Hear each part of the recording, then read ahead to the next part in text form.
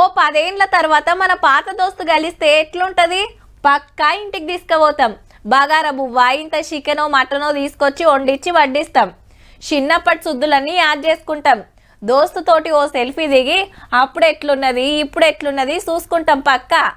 ఇప్పుడు ఆంధ్రాల సుతగ్గా ఇద్దరు అట్లనే ఫీల్ కావచ్చు రబ్బా. గన్నవరం ఎయిర్పోర్ట్ లో గాలి మోటార్ దిగంగానే బిల్ గేట్స్ సార్ కు గిట్ల ఎల్కని చెప్పిండు మంత్రి లోకేష్ అన్న. చక్కగా అమరావతికి దొలకపోతే కార్ దిగంగానే సీఎం చంద్రన్న ఎదుర్కొన్నాడు పువ్వుల గుర్తిచ్చి. అట్లనే చిన్న సీఎం పవన్ కళ్యాణ్ సార్ కూడా. బిల్ గేట్స్ అంటే తెలుసు కదా, మైక్రోసాఫ్ట్ కంపెనీ ఓనరు, అమెరికాలో తోపు బిజినెస్ మ్యాన్. టెక్నాలజీను ఆట ఆడుకుంటాడు, కమాయించిన ఆమ్దానిలో పేదోళ్లకు ఆసరైతాడు. గా పెద్ద మనిషి ఒక్కరోజు ఆంధ్ర టూర్ కు వస్తే సచివాలయం అంతా తిప్పి చూపించిండు. చదువులు, వైద్యం, వ్యవసాయంలో టెక్నాలజీ ఎట్లెట్లా వాడుతుంది, ఇంటర్నెట్ తో సర్కార్ ఆఫీసుల్లో ఎట్లా పనులు చేపిస్తుంది, పబ్లిక్ తిప్పలు ఎట్లా అరుచుకుంటుంది మొత్తం చెప్పిండట ముఖ్యమంత్రి సారు. అమరావతి ఎట్లా కడుతుంది చూపిస్తే గిరేట్ అన్నాడట బిల్ గేట్స్. వ్యాపారం ముచ్చట్లయినాక అరటి తోటలకు దొలకపోతే బొట్టు పెట్టి ఎల్కని చెప్పిండ్రు అక్కలు. పాయిరంతో పునుగులు చేసిస్తే రుచి చూసిండు.